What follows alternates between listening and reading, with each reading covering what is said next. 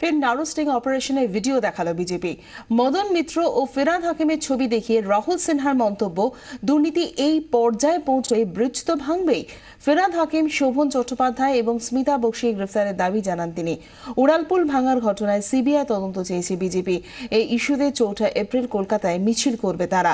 মিছিলের পর রাজ্যপালের হস্তক্ষেপ চেয়ে রাজভবনে যাবেন বলে জানিয়েছেন রাহুল সিনহা। মদন মিত্র বলছেন যে আমি মুখ্যমন্ত্রীর সাথে সিটিং করিয়ে সমস্ত করিয়ে দেব।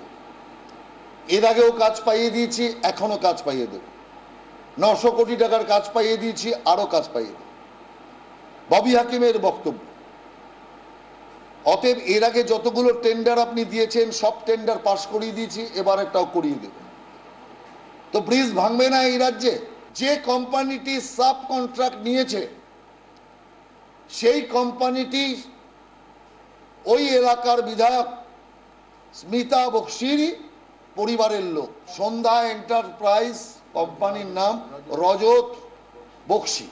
রজত বক্সি হচ্ছে সঞ্জয় বক্সির নেফিউ, অর্থাৎ দাদার ছেলে। তৃণমূল কংগ্রেসের ঘুষ খাওয়া আর ভোটের রাজনীতির জন্য এতগুলো মানুষকে তৃণমূল কংগ্রেস হত্যা করলো।